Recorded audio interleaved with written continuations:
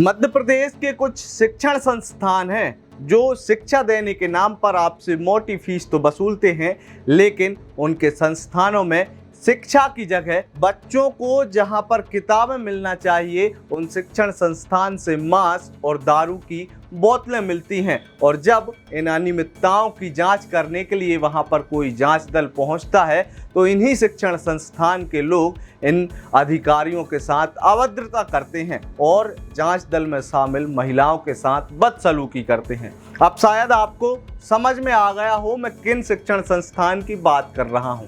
नहीं आया हो तो मैं आपको सीधे स्पष्ट शब्दों में बता दे रहा हूं। मध्य प्रदेश के अंदर संचालित कुछ मिशनरी संस्थाओं के द्वारा ये काम किया जा रहा है और ताजा मामला सामने आया है मध्य प्रदेश के सागर जिले से, जहां पर एनसीपीसीआर के चेयरमैन और राज्य बाल आयोग की टीम के दल जब एक मिशनरी संस्थान के अंदर जांच करने पहुंचते हैं तो संस्थान के द्वारा जांच में सहयोग न करते हुए जांच दल में शामिल एक महिला अधिकारी का वीडियो बनाया जाता है और जब वीडियो बनाने की मांग की जाती है तो उससे अभद्रता की जाती है। नमस्कार, मेरा नाम है अंकित और आप देखना शुरू कर चुके हैं आयुध।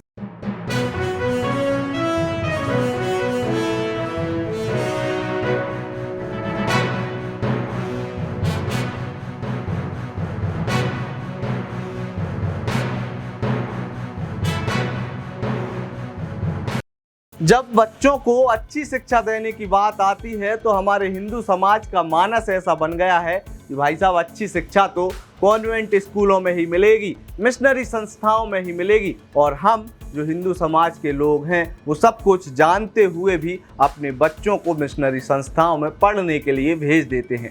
ऐसी मिशनरी संस्थाओं में बच्चों के साथ क्या होता है, आज की रिपोर्ट उसी पर आधारित है। इन मिशनरी संस्थाओं में आपके बच्चों को शिक्षा को छोड़कर बाकी वो सारी चीज़ें सिखाई जाती हैं जो उनके लिए गैर जरूरी होती हैं, जैसे कि ईसाई धर्म में प्रार्थना किस अनुसार की जाती है वो बताया जाएगा, बच्चों को अनर्गल बातें सिखाई जाएंगी। खैर ये सब तो पुरानी बातें हैं, आपको ताजे मामले के बारे में जानकारी देते हैं। ताजा मामला मध्य प्रदेश के सागर जिले से सामने आया, जहां पर एनसीपीसीआर और राज्य बाल आयोग की टीम के सदस्य जांच करने पहुंचे थे और इस सेवाधाम आश्रम, कथित तौर पर आश्रम, लेकिन इसमें आश्रम जैसी कोई भी चीज नहीं थी, सेंट फ्रांसिस सेवाधाम आश्रम, इस आश्रम का निरीक्षण करने के लिए जब टीम पहुंची तो वहां पर जो मिला उसने पूरी टीम के साथ साथ स्थानीय लोगों को भी चौंका दिया।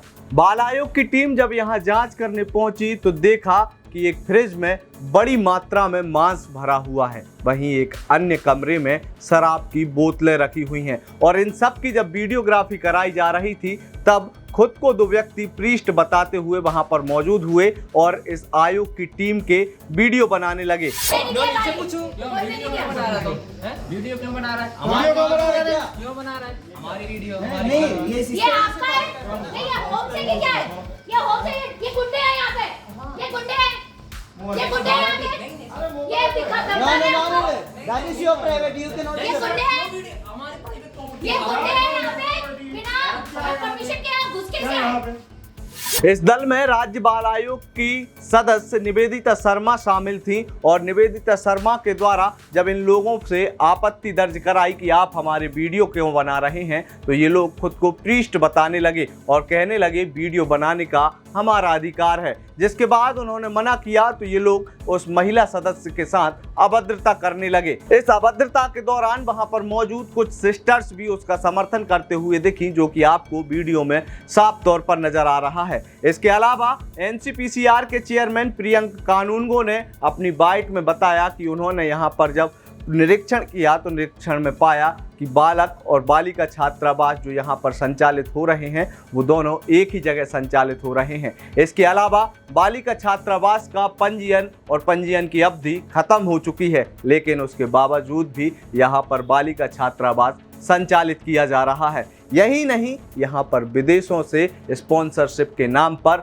मोटी कमाई की जा रही है, वो भी डॉलर्स में। इन सब मामलों को लेकर और खास तौर पर अभद्रता के मामले में तुरंत ही पुलिस बुलाई गई और पुलिस बुलाकर इन दो युवक जो कि महिला के साथ अभद्रता कर रहे थे उन पर तत्काल कार्रवाई की गई। इसके अलावा बाकी जो भी वहाँ पर संदिग्ध दस्तावेज मिले उन्हें टीम ने अपनी जाँच में शामिल कर लिया और उन्हें जब्त करके अपने साथ ले आए। ये तो था एक मामला, लेकिन जब से सेवा धाम में पहुंचकर टीम ने बारीकी से जांच की तो पता पड़ा कि यहां पर इंदौर, दमोह जैसे जिलों से भी बच्चों को रखा गया है और ये बच्चे 1-2 साल नहीं बल्कि 6-6 साल से अपने परिजनों से नहीं मिले। बच्चों के मन में उदासी थी क्योंकि वे बीते कई सालों से अपने परिजनों से मिलने का आग्रह इस संस्थान को संचालित करने वाले मिशनरी लोगों से कर रहे थे, लेकिन मिशनरियों का इन बच्चों को अभिभावकों से मिलवाने के लिए भी दिल नहीं पसीजा। इसके अलावा जब प्रियंक कानूनगो मीडिया से बात कर रहे थे तो उन्होंने बताया कि इसी संस्थान में एक बच्ची ऐसी मिली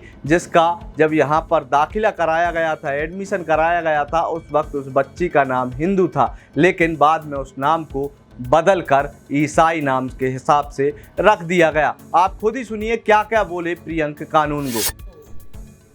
बाल गृह में कई सारी प्रकार की अनियमितता मिली। हमको ये पता चला कि कुछ बच्चों को वहाँ पे लंबे समय से रखा गया है, जिनको अपने माता पिता का, अपने परिवार की पूरी जानकारी है और उनको अपने परिवार के साथ रिस्टोर नहीं किया गया है। बच्चों के नाम पे विदेशों से स्पॉन्सरशिप लेके भारी मात्रा में फॉरेन फंडिंग आ रही है। उस फंडिंग के लालच में बच्चों को यहाँ रखा गया है। यहाँ बच्चों के रहने की परिस्थितियाँ बिल्कुल ही दयनीय थी। टीन शेड थे, उनमें जगह जगह छेद थी। यहाँ पे बच्चों के रहने के कमरे में अनाज भरा हुआ था। कुल मिलाकर के ये जो चिल्ड्रन होम था, ये बच्चों के रहने लायक स्थिति नहीं थी।